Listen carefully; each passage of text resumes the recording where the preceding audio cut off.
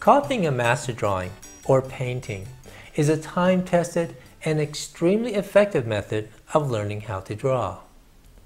This is doubly true when learning how to draw portraits from a photograph.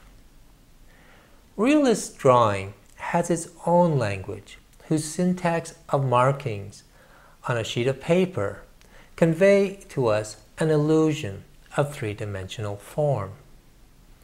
A portrait drawing, for example, is a complex language of lines and manipulated passages of tone.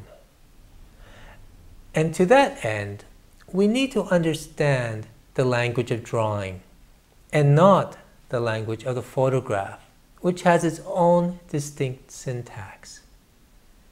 In this second course, we're going to be working from a finished drawing of mine, which is a portrait of a 5-year-old African-American girl in 3/4 profile. Additionally, our viewpoint is going to be just a little bit above her.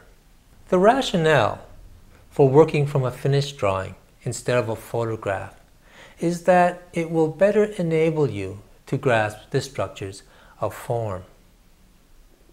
Also in this second course, I'm going to introduce you and give you a primer on dynamic composition. Plus, I'm going to demonstrate a seldom taught technique which the old masters used to breathe life into their drawings. The composition we're going to employ for this lesson is a syncopated root 2 rectangle. Now that's quite a mouthful, but it's quite easy to construct. But more importantly, the elegance that it lends to the picture is manifold.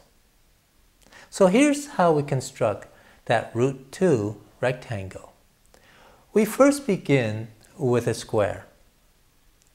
Now, within that square, from A to B, we draw a diagonal.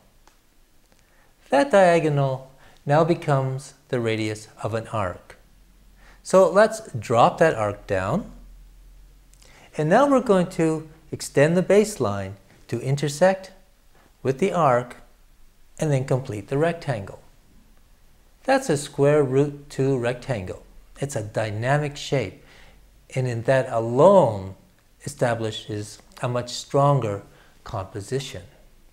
But we're going to go further. I want to syncopate it or truncate it. So to do that, I'm going to take a diagonal all the way across the root 2 rectangle. Now, you see where that diagonal intersects with our arc. That's where we're going to establish the fourth edge of our canvas. And that's the paper we're going to use. But we got one more step to do here. I'm going to draw another arc within my initial square. And onto that arc, I'm going to affix the top of the little girl's head. And this will create a harmonious correspondence to the whole canvas, the picture plane. It's a simple composition, but it's extremely elegant.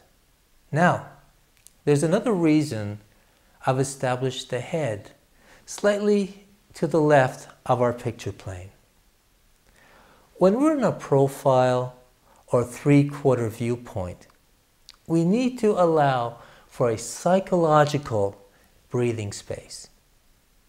If we don't, if we put that 3/4 view head dead center, it's going to feel cramped and squished. We don't want that. We want our drawings to breathe. Now let's focus in onto the actual drawing of our little girl.